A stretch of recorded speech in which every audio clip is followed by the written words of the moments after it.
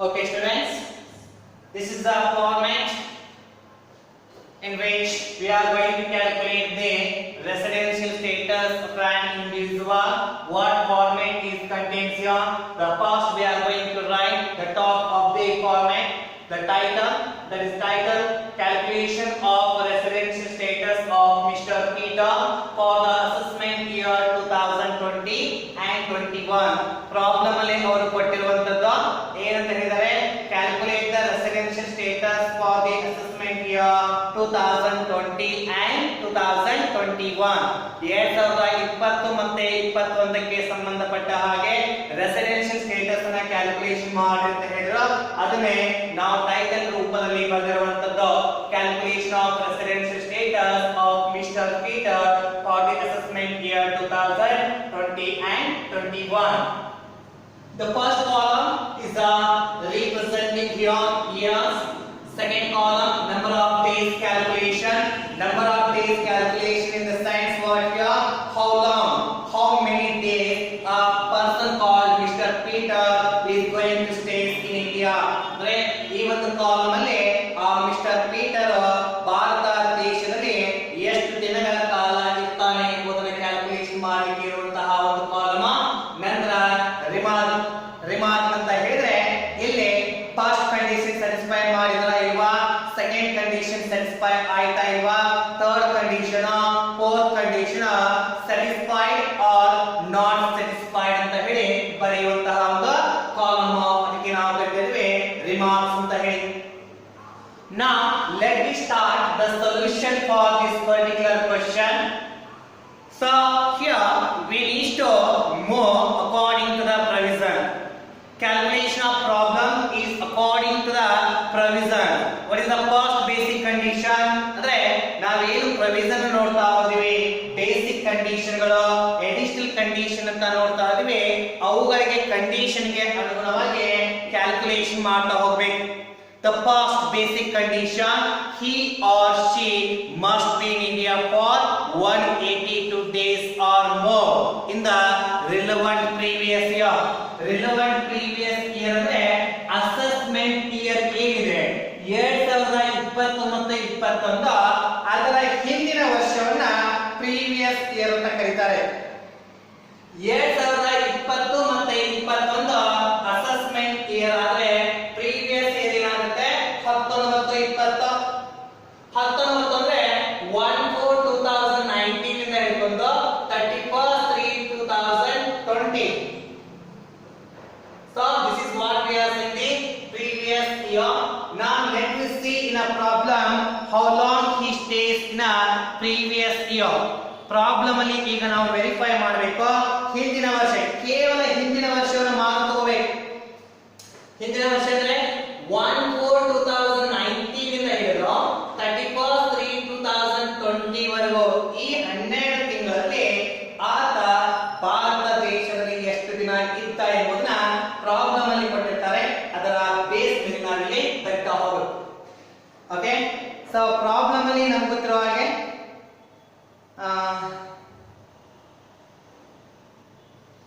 ಆತ ಸ್ಟೇಟ್ ಅವೇ ಬಂದಿದೆ ಯಾವಾಗ. ಸೊ 1/12/2017 ಗೆ ಆತ US ಗೆ ಹೋಗಿದ್ದ. ಸೊ 17 ಗೆ ಹೋದವನು ಡೈರೆಕ್ಟ್ ಆಗಿ ಯಾವಾಗ ಬಂದ್ರು ಮತ್ತೆ ಒಳ್ಳೆ 25/1/2020 ಗೆ ಬಂದಿದ್ದಾರೆ. ಹೌದಾ? ಅಂದ್ರೆ 17ಕ್ಕೆ US ಗೆ ಅಮೆರಿಕಾಗೆ ಹೋದಂತಹ ಪೀಟರ್ ಮತ್ತೆ ಡೈರೆಕ್ಟ್ ಆಗಿ ಭಾರತಕ್ಕೆ ಬಂದಿದ್ದ ಯಾವಾಗ 17 17ನೇ 12ನೇ ತಾರೀಕಿನಿಂದ ಹಿಡ್ಕೊಂಡು 1/12/2017 ಹಿಡ್ಕೊಂಡು 25/1/2020 ಅಮೆರಿಕಾದಲ್ಲಿ ಇದ್ದ. ಅಂದ್ರೆ ನಿಯರ್ಲಿ 1.5 ಇಯರ್, ಅದರ ಮೇಲೆ ಸ್ವಲ್ಪ ಜಾಸ್ತಿ ಇರೋ ಆತ ಅಮೆರಿಕಾದಲ್ಲಿ ಇದ್ದ. ಡೈರೆಕ್ಟ್ ಆಗಿ ಭಾರತ ದೇಶಕ್ಕೆ ಬಂದಿದ್ದಾವಾಗ 25/1/2020ಕ್ಕೆ ಬಂದ್ರು. ಸೊ ಹಾಗಾದ್ರೆ 1/4/2019 ನಲ್ಲಿ ಮಿಸ್ಟರ್ ಪೀಟರ್ ಎಲ್ಲಿದ್ದ? ಹಾಗಾದ್ರೆ USA ದಲ್ಲಿ. Right, he was in USA when on 1/4/2019. So he directly comes to India on 25th of 1st 2020. 25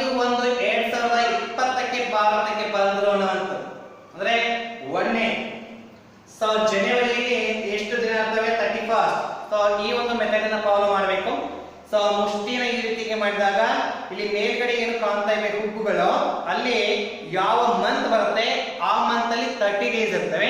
ಕೆಳಗೆ ಆ ಹುಬ್ಬಿನ ಕೆಳಗಡೆ ಏನು ತಗ್ಗು ಭಾಗ ಇದೆ, ಆ ತಗ್ಗು ಭಾಗದಲ್ಲಿ ಬರುವಂತಹ ಮಂತ್ಗಳಲ್ಲಿ 30 ಡೇಸ್ ಅಥವಾ ಅದು ಫೆಬ್ರವರಿಯಲ್ಲಿ ಲೀಪ್ ಇಯರ್ 28 or 29 ಡೇಸ್ ಇರುತ್ತೆ, ರೈಟ್. ಸೊ ಸ್ಟಾರ್ಟ್ ಮಾಡೋ ಹಾಗಾದ್ರೆ ಜನವರಿಯಿಂದ ಹಿಡ್ಕೊಂಡು ಜನವರಿನ, ಸೊ ಜನವರಿ ಮೇಲೆ ಬರುತ್ತೆ ಅಂದ್ರೆ 31st.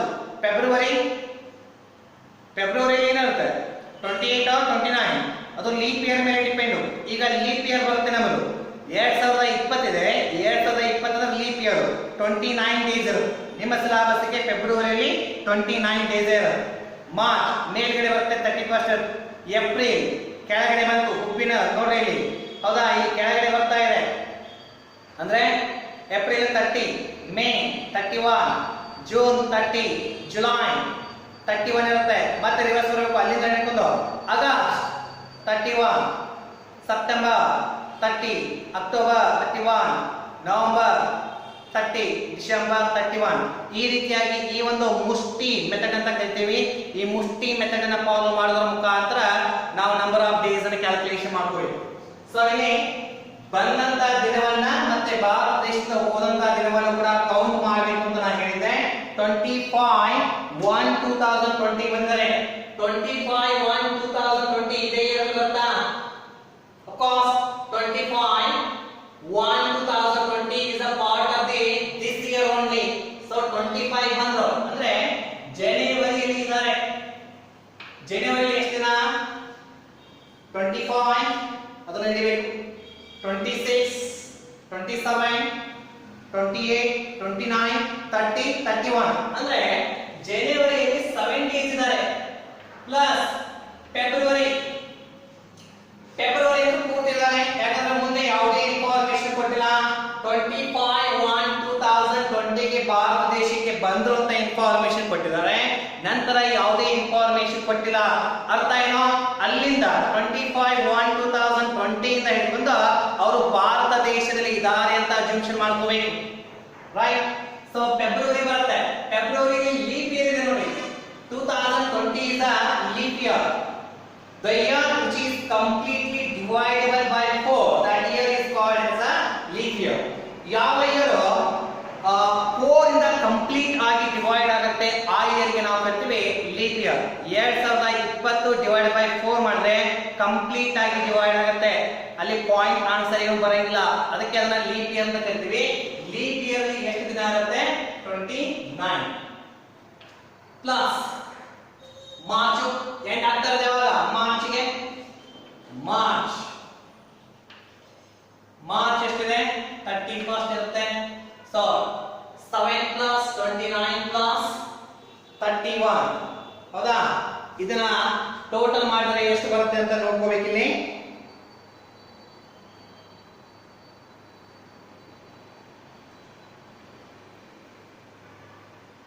Seven plus 29 plus 31. So 67 days, right? 67 days. All at first basic condition ಏನು ಹೇಳ್ತಾ ಇದೆ? He or she must be in India for 182 days, minimum 182 days or more in the relevant previous year.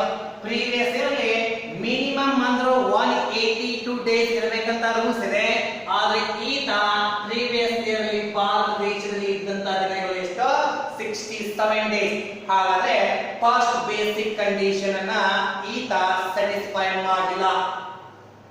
So here first basic condition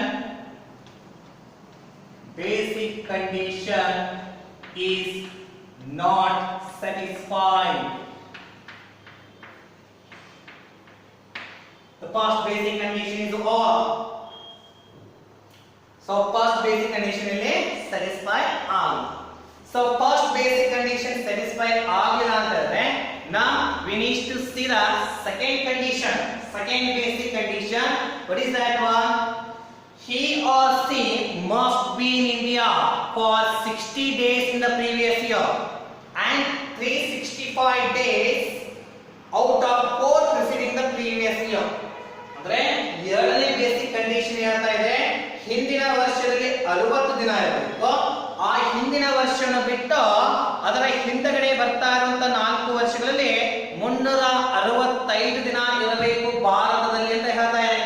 so ಹಿಂದಿನ ವರ್ಷದಲ್ಲಿ ಎಷ್ಟು ಬೇಕಾದ್ರೆ 60 days. ಹಿಂದಿನ ವರ್ಷದಲ್ಲಿ ಎಷ್ಟು ಇದಾನೆ 67 ಇದಾನೆ. ಅಂದ್ರೆ ಸೆಕೆಂಡ್ ಬೇಸಿಕ್ ಕಂಡೀಷನ್ ದ ಒಂದು ಭಾಗವನ್ನು ಸ್ಯಾಟಿಸ್ಫೈ ಮಾಡಿದ.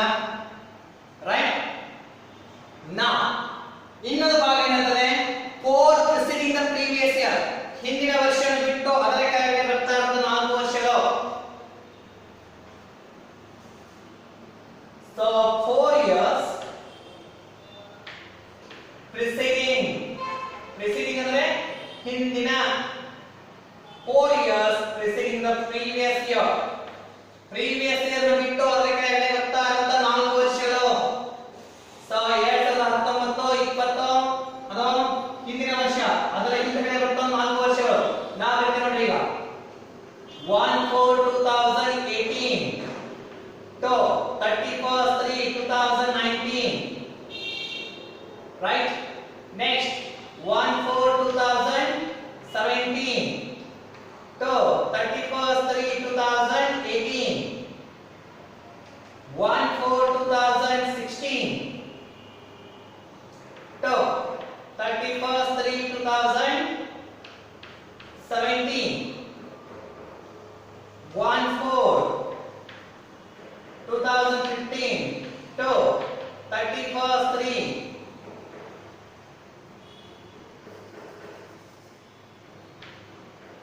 31/3/2016. So these are the 4 years. ಅಂದ್ರೆ ಪ್ರೀವಿಯಸ್ ಇಯರ್ ನ ಬಿಟ್ಟು ಅದರ ಕೆಳಗೆ ಬರ್ತಾ ಇರುವಂತ 4 ವರ್ಷಗಳು. ಹೌದಾ?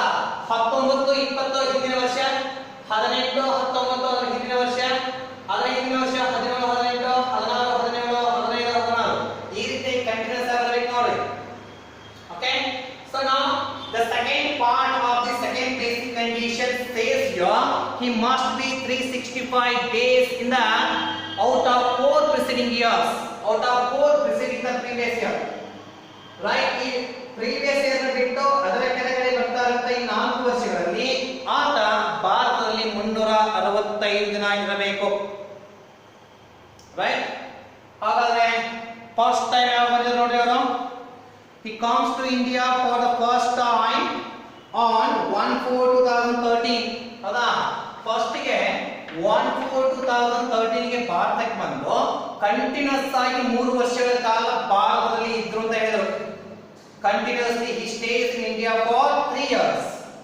ಇಲ್ಲಿ ಹೇಳ್ತಾರೆ 3 ವರ್ಷ ಅಂದ್ರೆ 31/3/2014, 1/4/2014 ಇಂದ ಹಿಡ್ಕೊಂಡು 31/3/2015, 1/4/2015 ಇಂದ ಹಿಡ್ಕೊಂಡು 31/3/2016.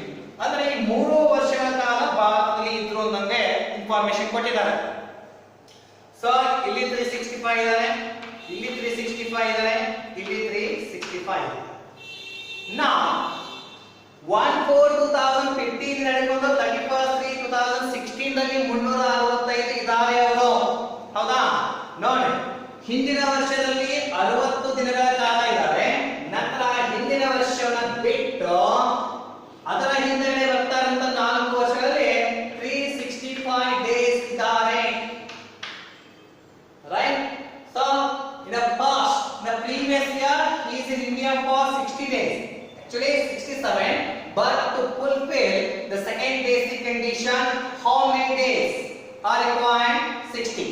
63. So ಆ ಹಿಂದಿನ ವರ್ಷವನ್ನು ಬಿಟ್ಟು ಅದರ ಹಿಂದೆಗಡೆ ಬರ್ತಾ ಇರುವಂತ 4 ವರ್ಷಗಳಲ್ಲಿ 365 ದಿನ ಇರಬೇಕು. 2015 ರಿಂದ 16 ವರೆಗೂ ಭಾರತ ದೇಶದಲ್ಲಿ ಇದ್ದಾರೆ. Second basic condition is satisfied. Second basic condition is satisfied. Here, fine. So first basic condition was satisfied ಆಗಿಲ್ಲ. ಅದಕ್ಕೆ second basic condition ನಾವು ಕ್ಯಾಲ್ಕುಲೇಷನ್ ಮಾಡಿದ್ವಿ. second basic condition ಅವರು satisfy ಮಾಡಿದ್ರು. ಯಾಕಂದ್ರೆ ಹಿಂದಿನ ವರ್ಷದಲ್ಲಿ 60 ದಿನ ಇದ್ದಾರೆ. ಆ ಹಿಂದಿನ ಹಿಂದಿನ ವರ್ಷವನ್ನು ಬಿಟ್ಟು ಅದರ ಕೆಳಗಡೆ ಬರ್ತಾರಂತ 4 ವರ್ಷಗಳಲ್ಲಿ 365 ಜನ ಇದ್ದಾರೆ. ಅದಕ್ಕೆ ಅವರು first basic second basic condition ನ ಸ್ಯಾಟಿಸ್ಫೈ ಮಾಡಿ. ಇಷ್ಟಾದ್ಮೇಲೆ ಎಡಿಷನಲ್ ಕಂಡೀಷನ್ ಸ್ಯಾಟಿಸ್ಫೈ ಮಾಡಬೇಕು. ಎಡಿಷನಲ್ ಕಂಡೀಷನ್ ನ ಚೆಕ್ ಮಾಡಬೇಕು. What is the first additional condition? He must be in India for at least 2 years out of the 10 preceding the previous year. Previous year ಅನ್ನು ಬಿಟ್ಟು ಅದರ ಹಿಂದಗಡೆ ಬರ್ತಾ ಇರುವಂತಹ 10 ವರ್ಷಗಳಲ್ಲಿ at least 2 year ಕಂಟಿನ್ಯೂಸ್ ಆಗಿ ಭಾರತದಲ್ಲಿ ಇರಬೇಕು ಅಂತ ಹೇಳ್ತಾರೆ. ಹಾಗಾದ್ರೆ ಪ್ರೀವಿಯಸ್ ಇಯರ್ ಅವರಿಗೆ 19 20 ಇದನ್ನ ಬಿಟ್ಟು ಇದರ ಕೆಳಗಡೆ 10 ವರ್ಷಗಳು ಕ್ಯಾಲ್ಕುಲೇಷನ್ ಮಾಡಬೇಕು. 10 years preceding the previous year. Previous year ಬಿಟ್ಟು ಅದರ ಕೆಳಗಡೆ 10 ವರ್ಷಗಳು 10 years preceding the previous years are same year. 18 19 17 18 17 16 17 15 16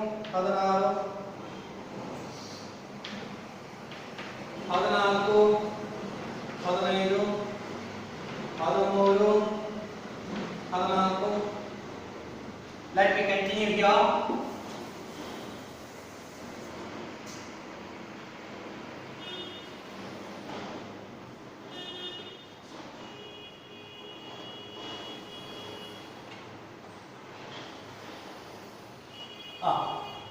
so ಎಷ್ಟಾಯ್ತು? 13 14 ಬಂದಿದೆ. ಕಂಟಿನ್ಯೂ ಮಾಡ್ತಾ ಇದ್ದೀವಿ. 2012 13 2011 ನಂತರ 12 ಹೌದಾ? ಎಷ್ಟಿರೋದು ನೋಡ್ರಿ. 1 2 3 4 5 6 7 8 ಆಯ್ತು. ರೈಟ್. 2010 11 2009 10 ಕಂಟಿನ್ಯೂಸ್ ಹೋಗಬೇಕು. 9 10 10 11 11 12 9 10 10 11 11 12 12 13 13 14 15 15 16 17 17 18 19. ಸೊ ಈ ರೀತಿಯಾಗಿ ಪ್ರೀವಿಯಸ್ ಇಯರ್ ನ ಬಿಟ್ಟು ಅದರ ಕೆಳಗಡೆ ಇರ್ತಾ ಇರುವಂತಹ 10 ವರ್ಷಗಳು 1 2 3 4 5 6 7 8 9 10 ಇಯರ್ಸ್ ಅನ್ನು ನೋಡಿದಾಗ ಅವರು ಏನು ಹೇಳ್ತಾರೆ? at least he must be resident at least for 2 years out of 10 preceding the previous year. 10 ವರ್ಷಗಳಲ್ಲಿ 2 ವರ್ಷ ಆತ ಭಾರತದಲ್ಲಿರಬೇಕು. ಆತ ಭಾರತ ದೇಶಕ್ಕೆ ಪ್ರಪ್ರಥಮವಾಗಿ ಬಂದಿದ್ದು ಯಾವಾಗ? ಅದೇ ಇಂಪಾರ್ಟೆಂಟ್ ಇಲ್ಲಿ 1/4/2013 ಗೆ ಬಂದು ಕಂಟಿನ್ಯೂಸ್ ಆಗಿ 3 ವರ್ಷಗಳ ಕಾಲ ಇದ್ದಾರೆ. ಕರೆಕ್ಟಾ? ಇಲ್ಲಿಂದ ಹಿಡ್ಕೊಂಡು 3 ವರ್ಷಗಳ ಕಾಲ ಅಂದ್ರೆ 31/3/2014 ಇದು ವರ್ಷದಲ್ಲಿ ಇದ್ದಾರೆ. 1/4/2014 ಟು 31/3/2015 ವರೆಗೆ ಇದ್ದಾರೆ. 1/4/2015 to 31/3/2016. 13 14 14 15 15 16 ಕಂಟಿನ್ಯೂಸ್ ಆಗಿ ಭಾರತದಲ್ಲಿ ಇದ್ದಾರೆ ಅವರು. ಕರೆಕ್ಟಾ? ಅಂದ್ರೆ ಯಾವುದು ನೋಡಿ? 13 14 ರಲ್ಲಿ 365 ಡೇಸ್ ಇದ್ದಾರೆ. 14 15 ರಲ್ಲಿ 365 ಡೇಸ್ ಇದ್ದಾರೆ. 15 16 ರಲ್ಲಿ 365 ಡೇಸ್ ಇದ್ದಾರೆ. ಸೊ ಉಳಿದ ಕ್ಯಾಲ್ಕುಲೇಷನ್ ಮಾಡುವಂತ ಅವಶ್ಯಕತೆನೇ ಇಲ್ಲ. ನಮಗೇನ್ ಬೇಕೋ ಆ ಹಿಂದಿನ ವರ್ಷವನ್ನ ಬಿಟ್ಟು ಅದರ ಹಿಂದಗಡೆ ಬರ್ತಾ ಇರುವಂತಹ 10 ವರ್ಷಗಳಲ್ಲಿ ರೈಟ್ at least 2 year ಆದರೂ ಭಾರತದಲ್ಲಿರಬೇಕು. ನಾವು ಸೈ ಪ್ರೀವಿಯಸ್ ಅನ್ನು ಬಿಟ್ಟು 10 ವರ್ಷ ಲೆಕ್ಕ ಹಾಕಿದಾಗ 2 year ಅಲ್ಲ 3 year ಕಂಟಿನ್ಯೂಸ್ ಆಗಿ ಭಾರತದಲ್ಲಿದ್ದಾರೆ. ಅರ್ಥ ಏನಾಗುತ್ತೆ? the first additional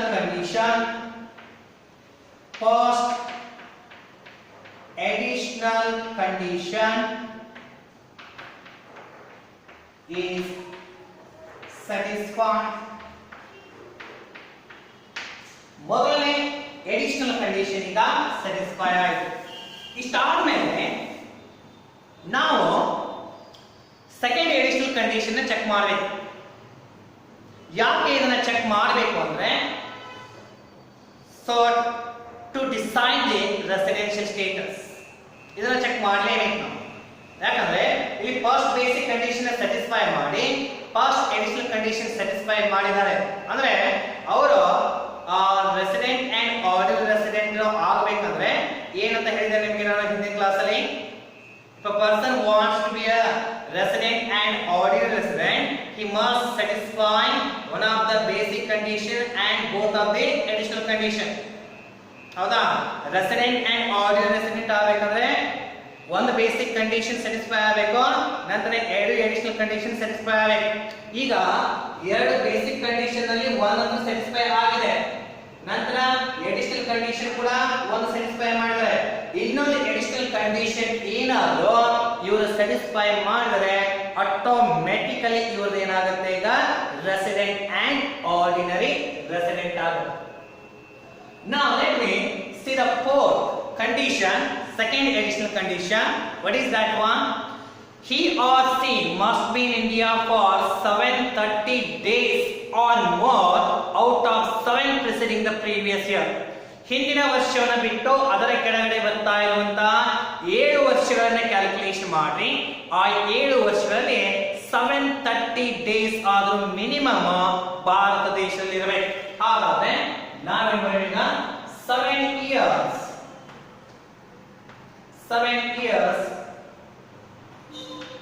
preceding the previous year ಅನ್ನ ಬಿಟ್ಟು previous year ಹಿಂದಗಡೆ ಇರ್ತಾ ಇರುವಂತಹ 7 ವರ್ಷಗಳು. ಸೊ ಇವೆ 7 ವರ್ಷಗಳೇನ 2018 19 2017 18 2016 17 2015 16 2014 15 2013 14 2012 13. ನಾ 7 ವರ್ಷಗಳಲ್ಲಿ ನೋಡಿದ್ವಿ. ಪ್ರೀವಿಯಸ್ ಏನು 19 20 ಇದೆ, ಅದರ ಹಿಂದಗಡೆ ಬರ್ತಾ ಇರುವಂತ 7 ವರ್ಷಗಳು 18 19 17 18 16 17 15 16 14 15 13 14 12 13.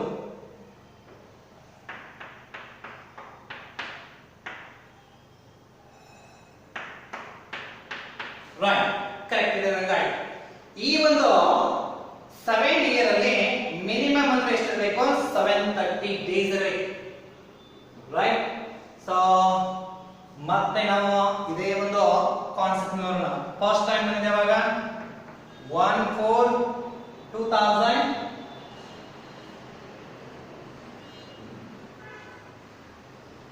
when first he comes to India. ಯಾವಾಗ ಬಂದ್ರು, 1/4/2013 ಬಂದಿದ್ದಾನೆ, 13 14 ಇದ್ದಾರೆ, ನಂತರ 14 15 ಇದ್ದಾರೆ, 13 14 ಫಸ್ಟ್ ಟೈಮ್ ಗೆ ಬಂದಿದ್ದು ಭಾರತ ದೇಶಕ್ಕೆ 13 14. ಅಲ್ಲಿಂದ ಕಂಟಿನ್ಯೂಸ್ ಆಗಿ 3 ವರ್ಷಗಳ ಕಾಲ ಇದ್ದಾರೆ. 13 14 ಅರ್ಧ 365 ದಿನ ಇದ್ದಾರೆ 13 14 ರಲ್ಲಿ.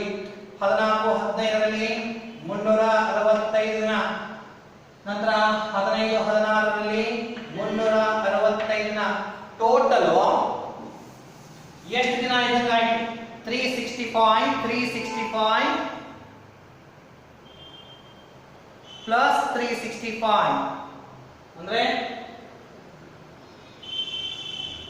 365 plus 365 plus 365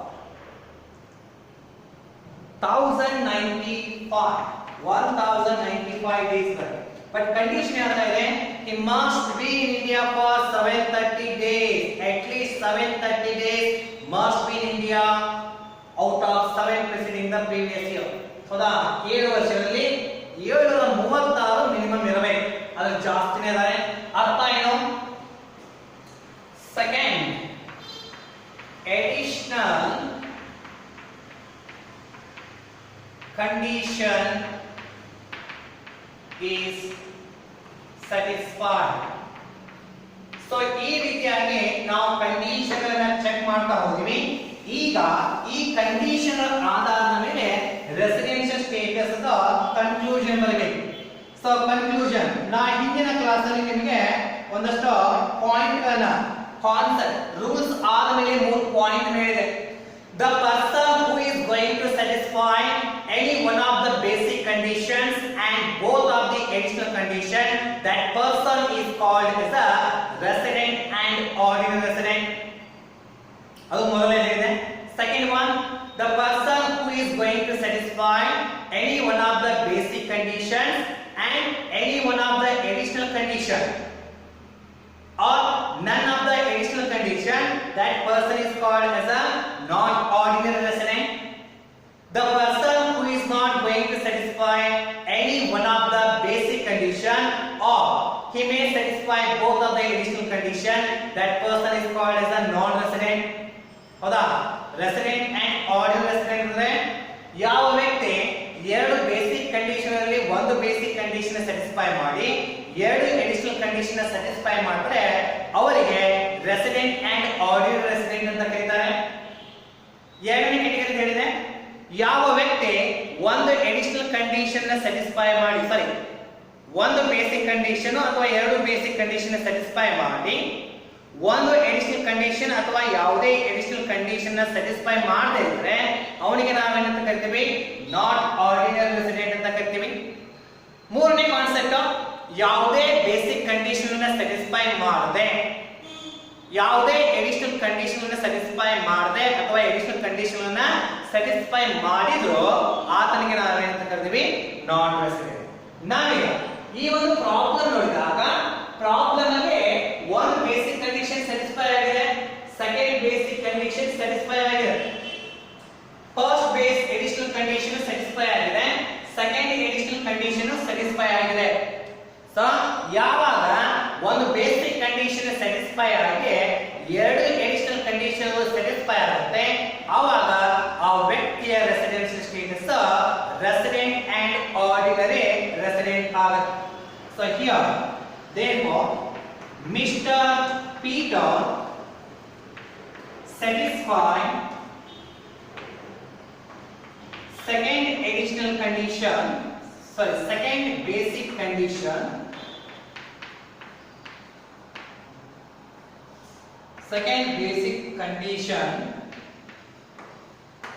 and both additional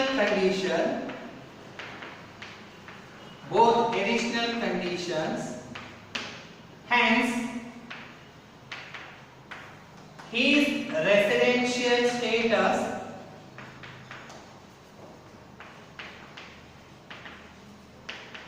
is resident and ordinary resident.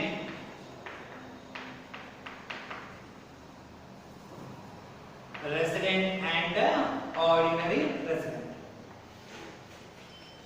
So first problem ಸ್ವಲ್ಪ ಕನ್ಫ್ಯೂಸ್ ಆಗ್ತಾ ಇರುತ್ತೆ. So don't worry. ಸೊ ಇನ್ನೂ ಪ್ರಾಬ್ಲಮ್ ಡಿಸ್ಕಷನ್ ಮಾಡ್ತಾ ಹೋದ ಹಾಗೆ ನಿಮಗೆ ಪರ್ಫೆಕ್ಟ್ ಆಗುತ್ತೆ. ಫಸ್ಟ್ ಪ್ರಾಬ್ಲಮ್ ಸ್ವಲ್ಪ ನ್ಯೂ ಕಾನ್ಸೆಪ್ಟ್ ಇದೆ. So little bit confusing one, but don't worry about this problems. Meanwhile you are going to study in depth manner, okay, without any confusion. Thank you.